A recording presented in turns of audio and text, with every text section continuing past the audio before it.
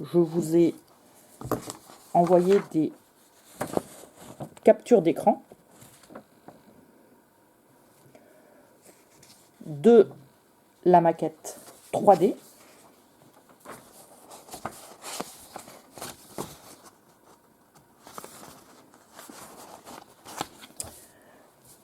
Si on avait été au lycée, vous auriez pu voir, vous auriez pu manipuler avec la visionneuse la maquette.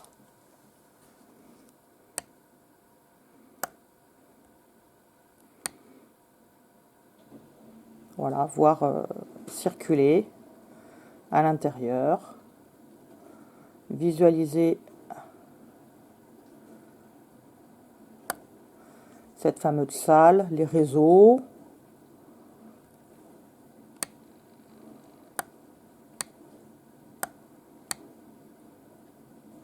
Donc comme vous n'avez pas la visionneuse pour le faire, je vous ai donc fait des captures d'écran.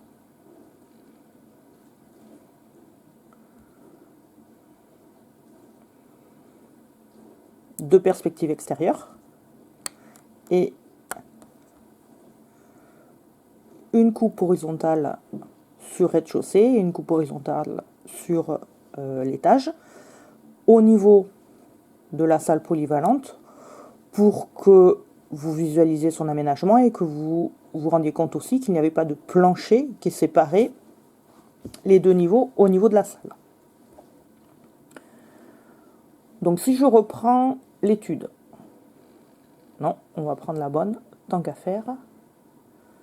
Celle-là, on va la fermer. La présentation est classique. On donne donc le dossier, plus des documents techniques, un extrait de réglementation acoustique et une fiche technique d'un plafond. Les documents réponses de façon classique, DR1 à DR3. On demande les différentes étapes de l'étude à mener et les exigences si vous étiez noté. Sur la gauche, de façon classique, les renseignements complémentaires. Donc toujours pareil, si on vous les donne, c'est que vous allez vous en servir par la suite. Si je prends le dossier, les pièces graphiques, vous avez en document graphique numéro 0 une présentation donc générale de cette salle des fêtes. Et puis vous avez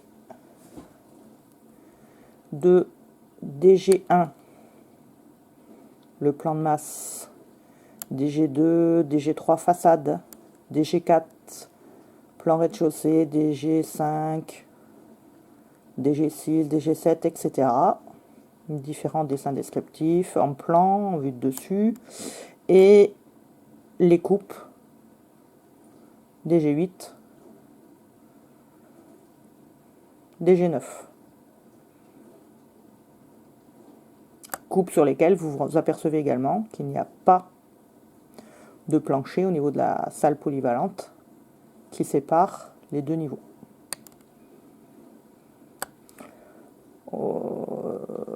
Je reprends l'étude. Donc, je commence par le DR1. Je vais vous les montrer.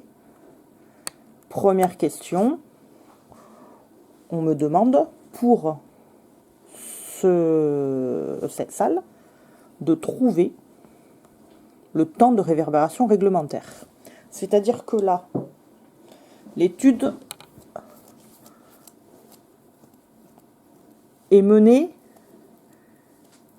à l'inverse de l'exercice que vous avez fait à la fin du résumé de cours, l'exercice d'application, où vous calculiez d'abord des surfaces, puis vous en déduisiez des aires d'absorption, en appliquant les fameux coefficients de Sabine, et vous trouviez avec la formule de Sabine le temps de réverbération dans cette salle. Là, le problème, c'est un problème de conception. Donc on parle de la réglementation. Donc il va falloir que vous trouviez le temps de réverbération imposé par la réglementation dans cette salle polyvalente.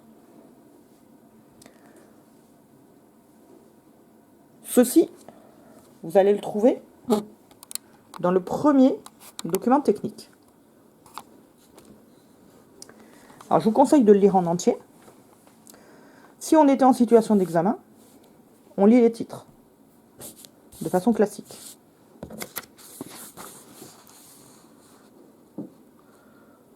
Principes généraux de la correction acoustique, coefficient d'absorption et indice, durée de réverbération. Je retrouve la fameuse formule de Sabine. Donc, passé ces généralités, on attaque la réglementation. Correction acoustique dans les circulations communes. Donc là, on parle des dégagements. Donc, c'est pas notre cas, je passe. Paragraphe d'après, suivant. Correction acoustique des autres locaux des établissements d'enseignement et de santé. Dans les renseignements complémentaires de l'étude, il vous est précisé qu'il n'y a pas de réglementation spécifique appliquée aux salles des fêtes, donc de considérer que cette salle est un établissement d'enseignement et de santé au niveau classification. C'est donc le cas qui nous intéresse, qui est présenté dans ce paragraphe. Je vais aller donc chercher une entrée en ligne, vu qu'en ligne sont cités les différents types de locaux, et je trouve salle polyvalente d'un volume supérieur à 250 m3. Ce qui est le cas, vu que dans les renseignements complémentaires, on me dit que le volume de la salle est de 1397 m3. J'en déduis donc que le temps de réverbération imposé par la réglementation est au minimum 0,6 secondes et au maximum 1,2 secondes. Donc là, on a répondu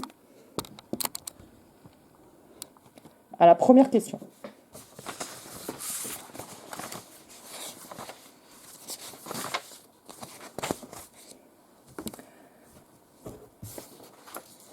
Je me le note.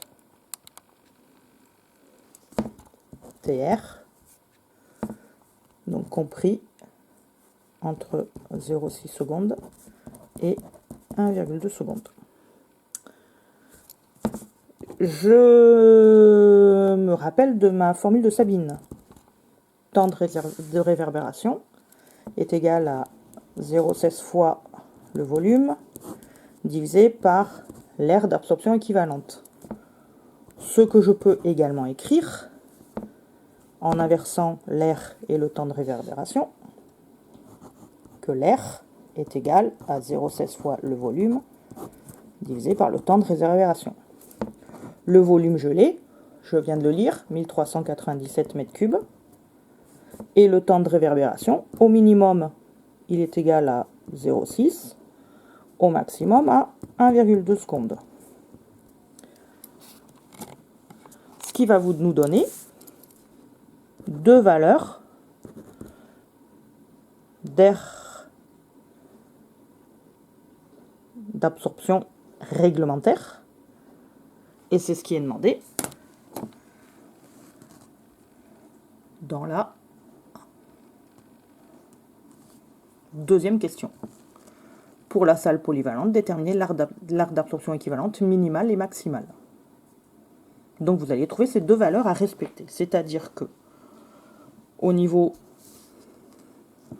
des surfaces, des matériaux mis en place sur toutes les parois, il va falloir que cette valeur soit comprise entre une valeur minimum et une valeur maximum. Sur la droite, vous avez le dessin des 4 parois verticales qui délimitent la salle, avec les différentes surfaces, les différents matériaux qui sont en revêtement. Ces différentes surfaces vont vous permettre de compléter ce tableau. Pour chaque paroi, Tous les matériaux posés sont listés. Le coefficient de Sabine est inscrit. Et vous, il va falloir que vous complétiez la partie surface pour, en multipliant la surface par le coefficient, trouver l'aire d'absorption équivalente. À la fin, vous sommez tout. Et vous trouvez une aire d'absorption équivalente, donc totale. On est sur un plafond en panneau de particules. Et le sol, on vous donne les renseignements également.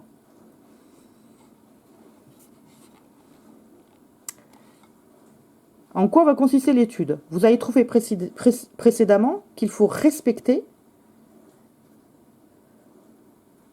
une fourchette de valeurs pour l'aire d'absorption équivalente. Cette aire d'absorption, donc,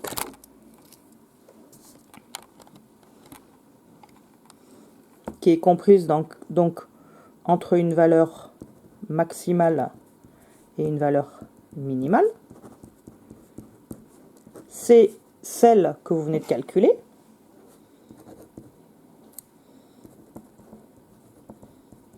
plus celle d'un matériau acoustique qui va être posé en plafond. Vous allez donc déterminer la surface de ce nouveau matériau à poser.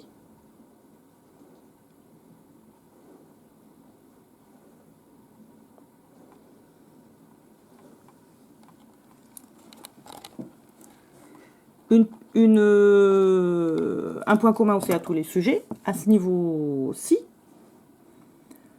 pour vous éviter d'enchaîner les erreurs jusqu'à la fin du sujet si par hasard vous en avez commis une, comme ce sont des questions à tiroir, on vous donne la valeur que vous êtes censé trouver. On vous dit à partir de la question 5 de considérer qu'il faut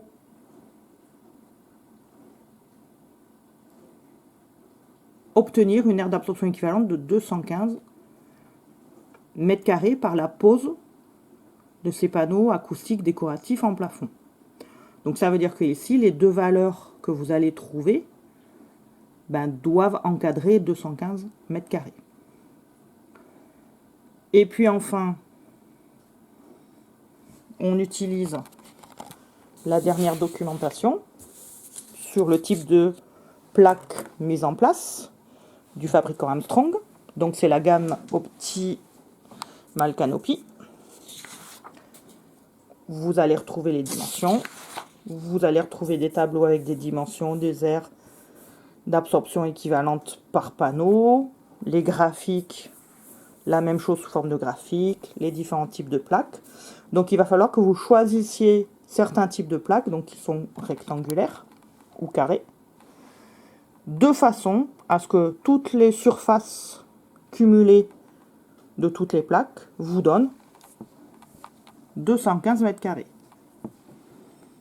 Donc, je sais pas, je vous dis n'importe quoi, vous choisissez le modèle moyen rectangle B et vous trouvez qu'il faut, je vous dis n'importe quoi, 21 plaques, 22 plaques.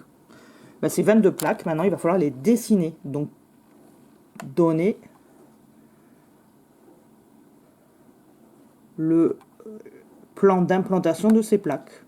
Donc, en DR3, je vous donne la vue en plan de la partie de la salle des fêtes où il y a la salle polyvalente. Et dans cette salle polyvalente, il va donc falloir que vous placiez les différents types de plaques. Si je me fais un brouillon, je vais donc avoir ma salle et vous allez placer différentes plaques qui seront donc par la suite suspendues en faux plafond, ainsi de suite.